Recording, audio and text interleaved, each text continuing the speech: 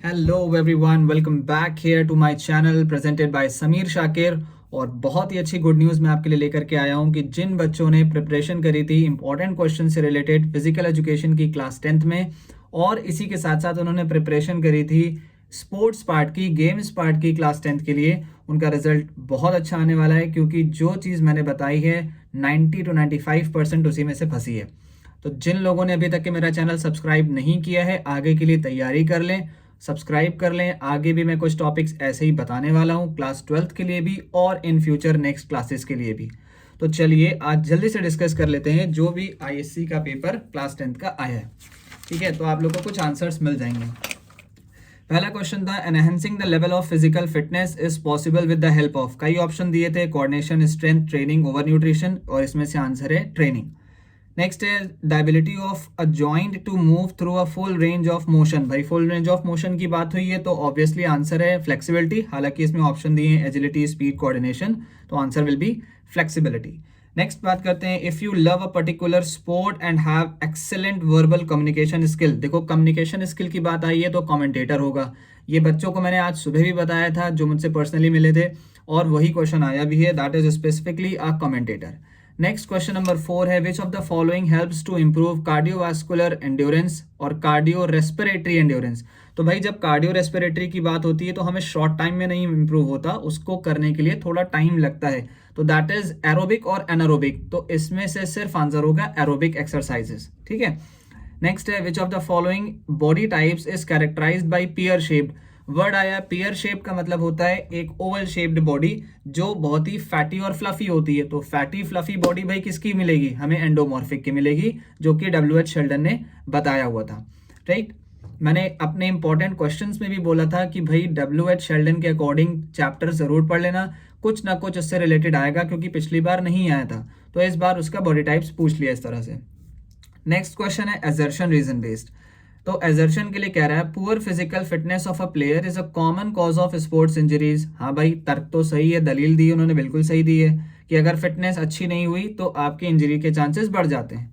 Reason कह रहा है physically fit players are less likely to sustain injuries during the sports.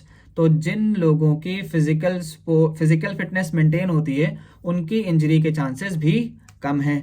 तो this is why here both assertion and reason are true and are that is the reason is the correct explanation of assertion। तो इसका answer A होगा। Right, next इसके बाद आते हैं विच of the following is a component of physical fitness. Component की बात जब हो रही होती है तो भाई हेल्थ रिलेटेड भी होता है और स्किल रिलेटेड भी होता है। तो ऑप्शन दिए हैं वेरियांस, फ्रीक्वेंसी, स्पीड और इंडिविजुअलिटी। भाई बाकी तीन तो प्रिंसिपल्स हैं, इसमें से स्पीड जो इसका आंसर है that is the component of physical fitness, जो कि स्किल रिलेटेड है। ठीक है, तो आप अपने आंसर्स को टैली कर सकते हैं। नेक्स्ट है इसमें एक पिक्चर बेस्ड स्टडी के लिए पूछा गया है, ये एक तरीके का वेट ट्रेनिंग का पार्ट है। तो वेट ट्रेनिंग हमारे लिए पावर को इंप्रूव कर रहा है, तो इसमें से जो ऑप्शन दिए हैं कि ये पिक्चर क्या रिप्रेजेंट कर रही है, स्टैमिना, एंड्योरेंस, फ्लेक्सिबिलिटी और पावर, तो यहाँ पर पावर इसका आंसर है। Next is genetic disorder caused by. Genetic है तो मतलब जीन से होगा, तो ऑप्शन में एक मिल रहा है एनवायरमेंटल फैक्टर, एबनॉर्मेलिटी इन जीन्स। एबनॉर्मेलिटी इन जीन्स ही आंसर हो गया, बाकी लाइफस्टाइल और टेम्परेचर से कोई मतलब नहीं है। नेक्स्ट है maintaining a regular schedule of training with minimal interruption is called. Minimal interruption का मतलब होता है जहां पर आपको कोई ज़्यादा फर्क नहीं आएगा या कोई और ज़्यादा इंटरप्शन नहीं होगा। ठीक है, आप लंबे समय तक कॉन्टिन्यूस काम को करते रहोगे, तो प्रिंसिपल ऑफ कॉन्टिन्यूटी भाई इसका आंसर हो गया। ठीक है, नेक्स्ट आते हैं महिपाल, कंडीशनल बेस्ड क्वेश्चन है। Mahipal, a trainer of Kolkata football team, in order to improve the endurance of his team, Mahipal designs a training program. Which of the following training method should be followed? तो जो हम regularity की बात करें, endurance की बात हो रही है यहाँ पे, improve the endurance of his team. तो एंड्योरेंस जो बढ़ता है वो ड्यूरेशन बढ़ाने से होता है, मतलब हम किसी एक्टिविटी को बार बार लंबे समय तक कराएंगे तो बॉडी की कैपेसिटी दैट इज लंग्स की ऑक्सीजन बेयरिंग कैपेसिटी बढ़ेगी, और वो ड्यूरेशन लंबा करने की वजह से कह रहा है आंसर में दैट इंक्रीज इंटेंसिटी बढ़ाइए and duration of the training regularly gradually. ठीक है, धीरे धीरे बढ़ाना है। और बाकी ऑप्शंस भी थे, focus on high intensity only वाला तो होगा नहीं, इनकॉर्पोरेट स्ट्रेंथ ट्रेनिंग ये तो बिल्कुल नहीं हो सकता, स्ट्रेंथ की बात है और एंड्योरेंस दोनों अपोजिट चीज़ें हैं, तो 50-50 से काट दीजिए। नेक्स्ट है ignore warm up. Warm up तो बिल्कुल ही नहीं होगा, 0%, क्योंकि अगर हम वार्म अप नहीं करेंगे तो उससे हमारी एक्सरसाइज में बहुत फर्क आएगा। कूल डाउन नहीं करेंगे तो भी बहुत फर्क आएगा। तो ये 2-3 ऑप्शन तो ऐसे ही कैंसिल हो गया, ऑप्शन नंबर ए सही हो गया। नेक्स्ट है match the followings. Abrasion. Abrasion जो है वो हमारे स्किन पे होता है, छिल जाए तो this is called as abrasion, छिल जाना। कंकशन हमारी हेड इंजरी है। टॉर्न एसीएल हमारा नी में होता है, एंटीरियर क्रूशिएट लिगामेंट। और एक्लिस टेंडनाइटिस एंकल के पास होता है। तो ये जो हमारा टेंडन टियर हो जाता है ये वहां पर हो गया। तो देखो भाई 5 मिनट में 12 क्वेश्चन सॉल्व हो गए। मैंने आपसे पहले भी कहा था 15 मिनट अपने देना, टाइम डिवोट करना सिर्फ एमसीक्यू करने के लिए। देखो 5 मिनट में हो गए। नेक्स्ट इसी में ऑप्शन इसका आंसर नंबर ए है। ठीक है, आगे चलते हैं। Qualification of a PEd teacher. मैं भी आपके लिए एक पीएड टीचर हूं, तो मेरी मिनिमल क्वालिफिकेशन क्या थी कि भाई मैं पहले बीपीएड कर लूं तब मैं पढ़ाने के काबिल हो जाऊंगा। तो अब मैं काबिल हूं, आपको पढ़ा रहा हूं, अच्छे नंबर भी आने के चांसेस हैं। ठीक है, तो मैंने पहले बहुत ज़्यादा स्कूल लाइफ में कुछ नहीं कर रखा है बीपीएड से पहले। ठीक है, अपना ग्रेजुएशन किया। अब मैं उसके बाद ग्रेजुएशन के बाद मैंने एक और ग्रेजुएशन किया जो कहलाता है बीपीएड, जिसमें आप एलिजिबल हो जाओगे स्पोर्ट्स और फिजिकल एजुकेशन पढ़ाने के लिए। ठीक है, तो यहाँ पर आ गया इसका आंसर, दैट इज बीपीएड। ये मिनिमल क्वालिफिकेशन है। अच्छा, अगर यही क्वेश्चन होता है कि हम कोच के लिए क्या मिनिमल क्वालिफिकेशन देखते हैं, तो वो होता एनआईएस डिप्लोमा, मतलब कुछ वीक्स का कोर्स होता है, ये 6 वीक्स का course, that is the basic requirement. तो आंसर हो गया भाई इस क्वेश्चन का, question number 13, that is B, BPEd. Next question एक और पिक्चर बेस्ड स्टडी पे आया। देखो ये मैंने क्वेश्चन अपने इंपॉर्टेंट क्वेश्चंस में कराया था, प्रीवियस ईयर के क्वेश्चन से भी कराया था कि उसमें स्पेसिमेन पेपर से रिलेटेड एक पिक्चर बेस्ड क्वेश्चन आने वाला है, और इस चैप्टर से स्पेसिफिक बोला था भाई पढ़ के जाना, और भाई आया है। ये बच्चे रिस्पॉन्स दे रहे हैं कि सर पढ़ा हुआ चीज़ें आई हैं, और जो इंपॉर्टेंट बताया है स्पेसिमेन पेपर से, जो इंपॉर्टेंट क्वेश्चंस बताया थ्योरी से, और जो इंपॉर्टेंट आपने गेम्स पोर्शन बताया उससे, सब फंसा है। तो भाई एरिया ऑफ अ पेन पूछा गया है यहाँ पे। देखो यहाँ पे दिक्कत आ रही, तो ये पेन नीचे का एरिया होता है जो हमारा, वो प्लांटर एरिया कहलाता है, तलवे का हिस्सा। ये भी मैंने वीडियो में बताया हुआ है, प्रीवियस ईयर्स की वीडियोस देखना और मेरी प्रीवियस वीडियो चेक करना इंपॉर्टेंट क्वेश्चन की, उसमें मिलेगा ये। तो आंसर आया इसका प्लांटर फेसाइटिस। नेक्स्ट क्वेश्चन है, which body type is characterised as long and lean. Long and lean मतलब लंबे हैं, दुबले पतले हैं, फैट बहुत कम है, मसल भी कम है, तो एक्टोमॉर्फ हो गया। ठीक है, नेक्स्ट है health related physical fitness components कौन से हैं। हेल्थ रिलेटेड होते हैं भाई फ्लेक्सिबिलिटी, कार्डियोवास्कुलर एंड्योरेंस, और स्ट्रेंथ है, स्ट्रेंथ के टाइप्स हो गए, इसमें बॉडी कॉम्पोजिशन हो गया, ये सब क्या है हेल्थ रिलेटेड। स्किल वाले क्या है, स्पीड है, एजिलिटी है, पार है, एक्यूरेसी है, कोऑर्डिनेशन है, ये सारे होते हैं। तो इसका आंसर बी वाला है, that is cardio respiratory endurance and flexibility. Answer अपने टैली कर लेना, देखना कहाँ तक के आपके मार्क्स सही जाते हैं एमसीक्यूज में। फिर है next, adulthood stage falls between the age of. Adulthood stages मैंने पहले भी बताई है कि 0 to 5 इन्फेंसी, 5 से 12 आपका चाइल्डहुड, चाइल्डहुड के बाद फिर एडोलेसेंस 12 से 19 साल, फिर 19 के बाद जो है 65 एंड अबव जो है वो चला जाता है एडल्टहुड में। तो कुछ भी अगर नहीं समझ में आता तो मुंद बुद्धि का इंसान, मुंद बुद्धि का बच्चा भी लगा देगा कि भाई 65 साल वाले को एडल्ट में काउंट करते हैं। तो भाई जो इसका आंसर है कॉमन सेंस से रिलेटेड 19 to 65 ईयर्स, वो आपका आंसर हो गया एडल्टहुड में। ठीक है, तो कुछ चीज़ें कॉमन सेंस पे भी काम कर रही होंगी। N umpire, referee, scorer, linesman, ये सारे हमारे वो लोग होते हैं जो हमारे गेम को कंडक्ट कराते हैं। इस कंडक्ट कराने वाले लोगों को साथ में बोलते हैं ऑफिशियल, जो प्लेयर्स के साथ लग के इस टूर्नामेंट या किसी कंपटीशन को कंप्लीट कराते हैं। ठीक है, तो भाई ऑफिशियल इसका आंसर हो गया। नेक्स्ट क्वेश्चन है 19th, assertion and reason based. फिर से आ गया, देखो कह रहा है a balance diet depends on age, gender and the type of work that one is required to perform. ठीक है, बात सही है, तर्क सही दिया गया। रीजन है a balance diet is composed of carbohydrate, protein, fat and vitamin and minerals. देखो दो बातें हैं, दोनों स्टेटमेंट के तौर पे सही दी हैं, लेकिन जो इसका रीजन है वो करेक्ट एक्सप्लेनेशन ऑफ ए नहीं है। राइट, दोनों स्टेटमेंट के तौर पे तो सही है और सही बातें कह रही हैं, लेकिन तर्क के हिसाब से जो उसका रीजन है वो बिल्कुल सही नहीं है। तो ऑप्शन यहाँ पर हो जाएगा B correct answer, that both A and R R true and R is not the correct explanation of A. और फिर आते हैं what is the primary purpose of warm up. देखो वार्म अप के तो जो इस क्वेश्चन पेपर में आपको आंसर दिए थोड़ा ट्रिकी बेस दिए, हालांकि सभी जो है इसके पर्पस होते हैं, लेकिन वर्ड लगा दिया प्राइमरी पर्पस। इसमें ऑप्शन क्या दिया है, टू इम्प्रूव परफॉर्मेंस होता है भाई, प्रिवेंट इंजरीज ये भी सही है, इंक्रीज स्ट्रेंथ ये भी सही है, इनहांस फ्लेक्सिबिलिटी ये भी सही है। लेकिन प्राइमरी क्या है, सबसे ज़रूरी होता है इसमें इंजरी को प्रिवेंट करना। क्योंकि भाई देखो अगर आप वार्म अप नहीं करके जाओगे तो आपका परफॉर्मेंस तो तब भी हो जाएगा, क्योंकि अगर आप एक्सपीरियंस खिलाड़ी हो तो अपने से नीचे वाले को ऐसे ही मार के चले आओगे। भाई मैं भी बहुत अच्छा खिलाड़ी हूँ, मतलब हूँ, अच्छा खिलाड़ी हूँ, ठीक है, बैडमिंटन लेवल अच्छा खेल लेता हूँ। तो सामने वाले को अगर मेरा एक्सपीरियंस हाई है और उसका एक्सपीरियंस लो है, तो मैं बिना वार्म अप करे चले जाऊँ, उसको मार के चलाऊंगा इस पे कोर्ट पे। लेकिन अगर मेरा कंपटीशन तगड़ा है, मुझे पता है कि अच्छा है, और अगर नहीं भी पता है, तो मुझे अपनी इंजरीज से बचने के लिए सबसे पहले वार्म अप कर लेना ज़रूरी है। तो इसका आंसर हो गया that is to prevent injuries, because it increases the temperature of the body and maintains the elasticity and increase the oxygen level of the body। तो इस वजह से हमारी इंजरी के चांसेस कम हो जाते हैं, ठीक है। तो ये हमारे देखो 10 मिनट के अंदर सॉल्व हो गए भाई। आप लोगों ने कितनी देर में किया मुझे नहीं पता, बट पढ़ी हुई चीज़ें आई हैं तो फटाफट फटाफट सॉल्व हो गई, ठीक है। चलिए नेक्स्ट क्वेश्चन जो बात आए थे वो इम्पोर्टेंट क्वेश्चंस मैंने बताए थे कि आपको स्ट्रेंथ के बारे में या जो आपके हेल्थ रिलेटेड कंपोनेंट्स होते हैं उनके बारे में ज़रूर पढ़ लेना है। लास्ट टाइम क्या पूछा गया था, अब क्या पूछे जाने के चांसेस हैं वही आए। देखो लास्ट टाइम कैरियर का कोई भी क्वेश्चन नहीं था, इस बार देखो कैरियर का मैनेजमेंट का क्वेश्चन पूछ लिया। क्वेश्चन वहाँ पे बताए थे और वही इंपॉर्टेंट चीज़ें यहाँ फंसी हैं, ठीक। फिजिकल फिटनेस के फैक्टर्स पूछे, ठीक है, ईजी हैं। How does proper knowledge of rules of the game और sports help in prevention of injuries, यानी कि इंजरी से बचने के हमको क्या क्या मेथड्स यूज करने ये पूछे गए नॉलेज के बारे में। रिवर्सिबिलिटी एक प्रिंसिपल है स्पोर्ट्स ट्रेनिंग का, वो आ गया। ओवर न्यूट्रिशन, देखो जिस दिन इंपॉर्टेंट क्वेश्चंस बताए थे उसमें जरूर पूछा था ओवर न्यूट्रिशन और अंडर न्यूट्रिशन को लास्टली पढ़ के जाना, और चैप्टर नंबर 6 का रिवीजन कराया था उसमें भी आया था ओवर न्यूट्रिशन और अंडर न्यूट्रिशन लास्ट में। अगर वीडियो देखी है तो देखो वही सेम पार्ट इसमें यहाँ पे पूछा गया है। तो मैंने भी वही स्पेसिफिक चीज़ें आपको पॉइंट आउट करके बताई जो पूछी जाने वाली थी और वो पेपर में आई हैं, right.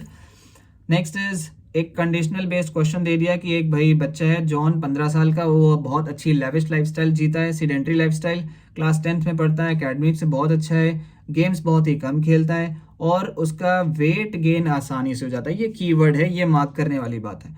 But John decides to change his lifestyle, अब वो सही होना चाहता है, फिट होना चाहता है, तो उसके कोच उसके लिए क्या प्रोग्राम डिसाइड करेंगे। वैसे तो देखो प्रोग्राम बहुत सारे हैं, शुरुआत से अगर हम देखें तो एंड तक के उसकी चेंजेस आते रहेंगे, लेकिन प्राइमरी पूछा गया है which principle of sports training will the coach apply. अब यहाँ पर जब कोच अप्लाई कर रहा है तो देखो जॉन पे फोकस कर रहा है। John is a individual child, कई सारे बच्चे नहीं हैं, तो हम यहाँ पे इंडिविजुअल पे ही टिक लगाएंगे, या अगर इंडिविजुअल आंसर नहीं है तो आप लिखेंगे प्रिंसिपल ऑफ इंडिविजुअलिटी, लेकिन आप इसमें ओवरलोड या स्पेसिफिसिटी या रेगुलरिटी नहीं लिख सकते क्योंकि ये उसके बाद का प्रोसेस है।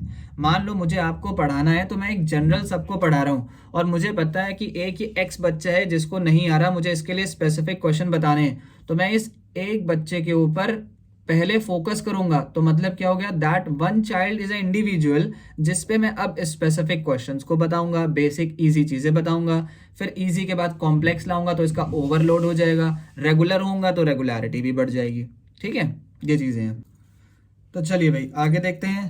नेक्स्ट क्वेश्चन है इसी से related, what is the type of John, body type पूछा है, तो बॉडी टाइप से रिलेटेड बात हो रही है, तो ये बहुत ही सीडेंटरी लाइफस्टाइल लीड करता है तो मोटा हेल्दी होगा, this is why it is known as endomorph. Next है which factor of physical fitness does the case of John highlight. देखो भाई सीडेंटरी लाइफस्टाइल है तो पहले से ही ये क्या है, हेल्दी है। अगर पहले से ही हेल्दी है तो मतलब इसकी कद काठी ऐसी बनी है, कद काठी को बोलते हैं हम लोग बॉडी कॉम्पोजिशन। तो कोई और एक्स्ट्रा एंड्योरेंस एक्टिविटी का कोई पार्ट नहीं था इसमें, स्ट्रेंथ का कोई पार्ट नहीं था, फ्लेक्सिबिलिटी का कोई पार्ट नहीं था, बट हेल्दी था, पहले से ही हेल्दी था, तो उसको हमको हेल्दी से फिट पे लाना है। तो this is the body composition of John, ये तो आंसर होगा इसके। फिर आगे पूछ रहा है ऑब्जेक्टिव्स ऑफ फिजिकल एजुकेशन, बहुत सारे होते हैं, आप कोई भी लिख सकते हैं, physical development, social development, emotional, mental, neuromuscular, spiritual, cultural, बहुत सारे हैं, तो आप कोई भी 3 मेंशन कराएं, एक्सप्लेन कराएं। फिर पूछ रहा है एजिलिटी, एजिलिटी का काम होता है क्विक डायरेक्शन मूवमेंट, तो ये भी हमारा एक स्किल रिलेटेड पार्ट है जिसको पूछा गया है। फिर पूछा है आईसी क्या है प्राइसर में, I stands for ice and C stands for compression. Next है sports injuries can have adverse effect on the performance of athlete, write 3 causes. आपको स्पोर्ट्स इंजरीज के 3 कॉजेज लिखने हैं, 3 कॉजेज में मैं आपको बेसिक बता दे रहा हूँ जो आपने अगर शायद लिखे हो, जिसमें आता है सबसे पहले not doing proper warm up, not having proper skills, not having proper court or the ground facilities, not having proper lighting, right, because of some illness, तो ये कुछ ऐसे 4-5 फैक्टर्स हो गए, कॉजेज हो गए जिससे स्पोर्ट्स इंजरीज हो जाती हैं। एक्सप्लेन करने के लिए मांगा है 3 नंबर में। Right any 3 factors with the effect of a balance diet. Balance diet के 3 फैक्टर्स आपको बताने हैं। तो ये सारे तो आपके हो गए थ्योरेटिकल क्वेश्चन, जिनमें से 90-95% तो मेरा पढ़ाया हुआ इंपॉर्टेंट क्वेश्चंस का फंसा है। एक दो पॉइंट थे जैसे कंडीशनल बेस्ड क्वेश्चन है या वो प्रिंसिपल रिवर्सिबिलिटी का है, ये मैंने नहीं उस दिन बोला था लेकिन उम्मीद थी कि आएगा तो आया। राइट, अब आते हैं क्रिकेट में। क्रिकेट का भी पार्ट बहुत इंपॉर्टेंट था। कल की डेट में मैंने स्पेसिफिक वीडियो डाउनलोड भेजी थी आप लोग को, और आपने उसमें शायद देखा भी हो। हुक शॉट के बारे में, पुल शॉट के बारे में पढ़ना था। हुक शॉट देखो पूछ लिया, Beamer, reverse sweep, reverse swing bowling भी था, रिवर्स स्वीप शॉट भी था। तो बैटिंग स्किल्स के कुछ शॉट थे जिसमें रिवर्स स्वीप बताया था शायद, वो भी है। हिट विकेट आ गया, डिसमिसल्स ऑफ बैट्समैन बताए थे जो कि बॉलर के फेवर में काउंट होंगे और नहीं होंगे। तो ये एक ऐसा विकेट है जो कल बताया था, और हिट विकेट बॉलर के अकाउंट में काउंटेबल होता है। फिर है मेजरमेंट ऑफ द फॉलोइंग। ये भाई कल के डायग्राम में नहीं था क्योंकि एक ही दिन में बहुत सारी चीज़ें करा पाना मुश्किल थी। खैर ये आपके टेक्स्ट बुक में डायग्रामेटिकल पोर्शन था। अब पूछा गया मेजरमेंट बताओ भाई पॉपिंग क्रीज की। देखो पॉपिंग क्रीज की मेजरमेंट तो कम से कम 6 फीट मार्किंग होनी चाहिए। अगर नहीं है तो उससे ज़्यादा वो चाहे जितना एक्सटेंड कर ले, 8 फीट 10 फीट। तो जो पिच का साइज होता है वो होता है ब्रेथ में 10 फीट। तो अगर कम से कम हम 6 फीट भी मार्क कर लेंगे तो हमें पॉपिंग क्रीज दिखाई देगी, और उसमें हमारे लिए पॉप करना बॉलर के लिए बहुत आसान हो जाएगा, बैट्समैन के लिए रन लेना आसान हो जाएगा। रिटर्निंग क्रीज का जो डिस्टेंस पूछा गया है वो 4 फीट का होता है। और पूछा गया है बॉलिंग क्रीज, तो बॉलिंग क्रीज जो मिडिल स्टंप से लेफ्ट और राइट होती है वो होती है 4 feet 4 inches on left, 4 feet 4 inches on right. तो टोटल हो गया 8 फीट 8 इंचेस। जिन्होंने कर लिया है अच्छी बात है, मेरे आंसर को टैली कर लें। जिन्होंने नहीं किया है कोई बात नहीं, अब तो जो करा है उसको तो कर ही आए हो, भगवान ही मालिक है, अल्लाह ही मालिक है तुम लोग का। खैर next main duties of assisting umpire. Assisting umpire कौन होता है भाई? जो लेग साइड पे खड़ा होता है उसको हम लोग बोलते हैं स्ट्राइकर्स एंड अंपायर। तो ये असिस्टिंग अंपायर की ड्यूटी है। और पूछ रहा है who assist the main umpire in the field of play. तो मेन अंपायर को असिस्ट करने वाला भी लेग अंपायर ही होता है। तो उसकी 2 ड्यूटी पूछ ली। फिर पूछा है डिक्लेरेशन क्या है। कल मैं बताना भूल गया था, मेरे माइंड अप में था but I don't know how कि मैं कैसे भूल गया, कैसे छोड़ दिया डिक्लेरेशन के बारे में। ठीक है, तो डिक्लेरेशन टेस्ट मैच में होता है जब कैप्टन को ये फील होता है कि भाई हमारी टीम अब फालतू ही खेल रही है, दिन बर्बाद हो रहा है, टाइम बर्बाद हो रहा है, मैच जीतने से रहा। तो कैप्टन ने डिसाइड कर लिया कि अब हमारे पास लास्ट के 2 बैट्समैन बचे और अब ये स्कोर नहीं कर पाएंगे, तो उसने क्विट कर दिया। तो क्विट कर देना is part of declaration when there is in a test match last 2 players are remain to bat और 1 प्लेयर। ठीक है, कैप्टन पे डिपेंड करता है। नेक्स्ट इज, अब ये कंडीशनल क्वेश्चंस आपको एक्सप्लेन पहले से ही कर दिए, उसका टर्म पूछ लिया। तो कह रहा है a fielder illegally alter the condition. कल बताया था बॉल टेम्परिंग, बॉल की कंडीशन को चेंज करना, ऑल्टर कर देना स्पिन के लिए या फास्ट के लिए। फिर a batsman comes late to the crease after the fall of previous wicket, ये भी डिसमिसल ऑफ बैट्समैन में बताया था, दैट इज टाइम्ड आउट, ईडी लगता है टाइम्ड आउट। नेक्स्ट है bowler bowls a legal ball, it would have hit the stumps of the batsman's leg, ये भी कल बताया डिसमिसल्स ऑफ बॉडी में, that is called as LBW, dismissals of batsman का है ये एलबीडब्ल्यू।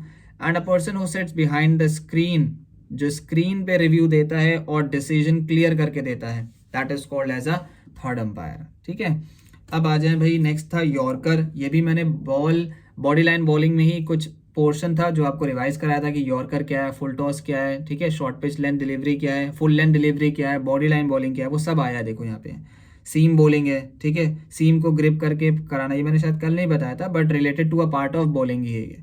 रनर, रनर अब तो अलाउड नहीं है, पहले अलाउ होता था लेकिन अब अलाउड नहीं है। तो उसके बारे में सिर्फ आपको 2 लाइन लिखनी है, that runner is may be a part of a substitute और असिस्टेंट फॉर द स्ट्राइकर और non striker, those who are not able to run, but nowadays a runner is not allowed. लेकिन यहाँ पर एक runner का दूसरा मतलब भी लिखता है जिसको हम लोग बोलते हैं नॉन स्ट्राइकर।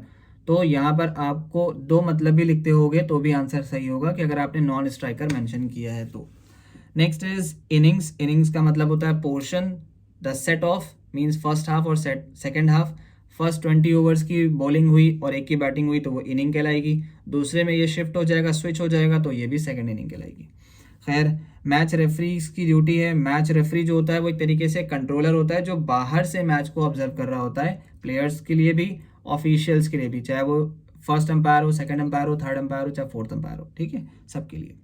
कल ज़रूर बताया था, ये भी आया। देखो ऑन साइड फील्डिंग पोजीशन आपको बतानी है, 3 on side fielding position. On side मतलब लेग साइड, पिछले साल ऑफ साइड का क्वेश्चन आया था, इस बार देखो ऑन साइड का आ गया, मिल गई चीज़ें। फिर 30 यार्ड की इंपॉर्टेंस बताई थी, पावर प्ले और 30 यार्ड जरूर पढ़ के जाना, सावधान इंडिया सवाल है आएगा, और देखो आया, और क्वेश्चन में सेकंड पोर्शन में क्वेश्चन 6 में पूछा भी गया है। फुल फॉर्म बताए थे, देखो फुल फॉर्म आए, ठीक है।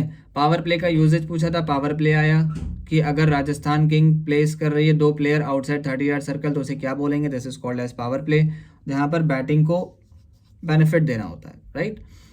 फिर है ओवर थ्रो, ये भी कल बताया था, and error of a fielder's throw, this is called as an overthrow. Body line bowling, ये भी कल बताया था। 30 यार्ड सर्कल का इंपॉर्टेंस कल बताया था। आईसीसी बीसीआईसीआई का फुल फॉर्म भी कल बताया था, कब फॉर्म हुई थी ये सब बताया। तो जितना कल के टॉपिक में इंपॉर्टेंट चीज़ें बताई थी, आज वो आपके पेपर में है। तो भैया अपने बंदे को ट्रस्ट कर लो, जिन्होंने अभी तक के सब्सक्राइब नहीं किया है सब्सक्राइब कर लो, शेयर कर दो, और जितना हो सके उतना चैनल को प्रमोट करो। मैं वादा करता हूँ इंशाल्लाह कि आपके जितने भी टॉपिक्स कवर अप होने हैं वो आपके एग्जामिनेशन में आएंगे ज़रूर, ठीक है। 12th वालों तैयार हो जाओ भाई, राइट। फुटबॉल में देखो आया एडवांटेज, डिफेंडर, एडिशनल टाइम, सावधान इंडिया क्वेश्चन बताता है, sudden death, additional time, extra time, देखो सब आया है। एडिशनल टाइम भी दिया हुआ है, ठीक है, जो टाइम प्लस हो जाता है हमारा नॉर्मल गेम प्ले में। डायरेक्ट इनडायरेक्ट फ्री किक के बारे में बताया था, देखो वो भी लिखा है कि रूल बताइए कि इनडायरेक्ट फ्री किक क्या होता है, कैसे कब कहाँ दिया जाता है। फिर एक कंडीशनल बेस्ड क्वेश्चन है कि अगर कोई एक अटैकिंग प्लेयर गलती करता है और बॉल गोल लाइन से बाहर मार देता है, तो वो मैंने थ्योरी में जब प्रीवियस क्वेश्चन कराया था स्पेसिमेन पेपर, तो उसमें बताया है कि एजी से ध्यान रखना कि अटैकिंग टीम जब गलती करती है तो गोल किक मिलता है, और सीडी से ध्यान रखना जब डिफेंडिंग टीम गलती करती है तो कॉर्नर किक मिलता है। तो एक टीम गलती करेगी, ऑपोजिट को फायदा मिलेगा, ठीक है। ये हो गए पेनाल्टी आर्क, पेनाल्टी मार्क, गोल एरिया, फील्ड स्पेसिफिकेशन बता दिया। जिस दिन मैंने स्पेसिमेन पेपर सॉल्व कराया था उस दिन डायग्रामेटिकली सॉल्व कराया, देखो सब कुछ है, जितना उस 3 से 4 वीडियो में इंपॉर्टेंट था पूरे पेपर का यहाँ रखा हुआ है, ठीक है भाई। 2-4-5% तो ट्रिक ही आएगा ही, भगवान थोड़ी कोई कॉपी वहाँ से छापी और यहाँ तुम्हारे पेपर में ला के रखवा दी है। चेक करो, थोड़ा ट्रस्ट करो और आगे ध्यान रखना, ठीक है। नेक्स्ट इज ड्रिबलिंग, कल के क्वेश्चन में ड्रिबलिंग था, देखो बताया, जहाँ जिगजैग वे का डायग्राम बनाया था। Taking the control of a ball is called as dribbling. Technical area, जो फील्ड के 1 मीटर की दूरी पे साइड में होता है, जिसको टेक्निकल एरिया बोलते हैं। ड्यूरेशन ऑफ एक्स्ट्रा टाइम देखो आया है, 15-15 मिनट का बोला गया था कल। सडन डेथ, सावधान इंडिया क्वेश्चन, ये फिर आया आज। इस बार सडन डेथ बहुत लोग गलती करते हैं, लेकिन कल स्पेसिफिक बताया था गलती मत करना, तो उम्मीद है कि आप लोग ने गलती नहीं करी होगी, ठीक है। फिर आया ड्रॉप बॉल, ये मुझसे छूट गया, this is a sweet sorry for you कि ड्रॉप बॉल में बताना छूट गया, भूल गया मैं, वरना ये क्वेश्चन भी बहुत अच्छा क्वेश्चन था, मोस्टली आने के चांसेस थे और आ गया देखो। खैर, ड्रॉप बॉल एक ऐसी सिचुएशन होती है जहां पर रेफरी किसी वजह से या असिस्टेंट रेफरी किसी वजह से मैच को रोक दे, और उसके बाद जब गेम वहां से रिज्यूम करे तो अपने हाथ में बॉल ले लेता है टॉप पे, जैसे ही वो बॉल ड्रॉप करता है, as soon as the ball bounces the player has to kick the ball, this is called as a drop ball situation. Corner kick देखो आया, गोल किक, कॉर्नर किक, देखो सब आए जो जो पॉइंट्स बताएं। सेंटर सर्कल पूछा गया क्या होता है, जहां से गेम स्टार्ट होता है, तो कॉमन सी बात होगी। कल थ्रू पास बताया था, देखो आज पेपर में थ्रू पास आया है। Mention 3 fowls of a goalkeeper, कल बताए थे इनडायरेक्ट फ्री किक तब मिलता है जब प्लेयर और गोलकीपर दोनों में से कोई भी गलती कर रहा हो। तो देखो इनडायरेक्ट फ्री किक के लिए गोलकीपर जब गलती कर रहा है तो मेनली उसकी फाउल की वजह से इनडायरेक्ट फ्री किक मिलता है, पेपर में रखा है। ड्यूटीज ऑफ असिस्टेंट रेफरी आया इस बार, क्योंकि पिछली बार रेफरी का आया था, वो भी मिल गया। देखो सारी बताई हुई चीजें आ रही हैं, जो जो बता रहा हूँ पेपर में रखा है भाई, ठीक है। Prediction is too smart, follow कर लो मुझे। स्पेशली पीएड के लिए आने वाले टाइम पीरियड में बहुत सब्जेक्ट लाने वाला हूँ, कॉमर्स भी है, अकाउंट्स भी है, इकोनॉमिक्स भी है, पीएड तो है ही है मेरा यार, फॉलो कर लो। और जितने भी आगे कॉमर्स स्ट्रीम के आने वाले बच्चे हैं वो ज़रूर से ज़रूर सब्सक्राइब कर लें, शेयर कर लें, और लोगों को बता दें कि भाई एक मास्टर है जो बैठा है यहाँ तुम्हारे लिए, तुम्हारा रिजल्ट बनाने के लिए। 100 में 100 की कोशिश और तैयारी है, ठीक है। नेक्स्ट इज किट के बारे में पूछा है कि referee to conduct a football match referee needs personal kit, list any 3 of them. बहुत कॉमन सी चीज़ें, फ्लैग हाथ में होता है, विसल होती है, स्टॉप वॉच होती है, बाकी वो जो ड्रेसअप होता है वो उसके हाथ में रहेगा, एक छोटा सा डायरी और पेन भी उसके पास रहेगा। पासिंग स्किल्स मेनली दो ही हैं, एक शॉर्ट पास एक लॉन्ग पास। गोल किक पूछा गया, बताया था इंपॉर्टेंट क्वेश्चंस में आ गया। देखो कार्ड के बारे में एक आया है गोलकीपर, ये थोड़ा सा ट्रिकी क्वेश्चन है, कह रहा है explain the term when the goalkeeper is sent off from the match. Sent off from the match मतलब बाहर निकाला जाएगा। कब निकाला जाएगा? जब वो कोई ऐसा सीरियस ऑफेंस कर ले जिसकी वजह से उसको बाहर करना पड़ रहा है, तो रेड कार्ड देकर के बाहर करो, रिप्लेसमेंट करके दूसरा गोलकीपर ले आओ। नेक्स्ट इज कंडीशनल क्वेश्चन है। लोकल टूर्नामेंट हुआ, उसमें गोल पोस्ट 6 मीटर और 2 मीटर का रखा हुआ था। हाइट और लेंथ रखी थी 6 मीटर और हाइट रखी थी 2 मीटर, जो कि गलत है। इसको सही करने के लिए आपसे पूछा गया है, तो आप फीट में लिख दो चाहे मीटर में लिख दो। हाइट होती है 2.44 और डिस्टेंस होता है अप्रॉक्सीमेटली 7 पॉइंट समथिंग मीटर। ईजी होता है यार्ड में याद रखना कि 8 यार्ड डिस्टेंस है और 8 फीट हाइट है। वो सिंपल आंसर है। अगर आपने लिखा है तो पूरे नंबर है, नहीं लिखा है तो कोई बात नहीं। अब जो कराए उसका ऊपर वाला ही मालिक है। तो भाई जितना मैंने मोस्टली कराया था, बताया था, इंपॉर्टेंट चीज़ें थी, वो पेपर में फंसी हैं। Now for rest of the papers wish you very all the best. जो चीज़ आने वाली पेपर भी है, अपने टीचर्स पे जो आपको बता रहे हैं, स्कूल के टीचर्स, कोचिंग के टीचर्स, उन पे भरोसा कर लो, अच्छे से तैयारी करके जाओ, कोई भी चीज़ छोड़ के मत आना। और जिस ट्रिक को वो अप्लाई करने के लिए बोले उस ट्रिक को ही अप्लाई करना। सेम ट्रिक सब में अप्लाई नहीं होगी। मैंने जैसे बताया था कि पहले एमसीक्यू कर लेना, मेरे में थोड़ा सा इजी रहता है कंपैरेटिव टू अदर क्वेश्चंस, क्योंकि थ्योरेटिकल पार्ट है। मैथ्स वगैरह में, केमिस्ट्री फिजिक्स में नहीं होता, तो उसको जो टीचर वो बताएं आपको उन्हीं को फॉलो करना है, ठीक है। हर चीज़ में मुझे फॉलो मत कर लेना यार, बट फॉलो कर लेना, ठीक है, और लोगों को शेयर भी कर देना। Till then take care all of you. आगे के लिए तैयार रहें, मैं और नई वीडियोस लाता रहूँगा, आपके सब्जेक्ट से रिलेटेड पोस्ट करता रहूँगा। आने वाली मेरी वीडियो ज़रूर देखिएगा कि वाई देर इज़ नेसेसरी और important to opt PEd in class 11th। Till then take care all of you.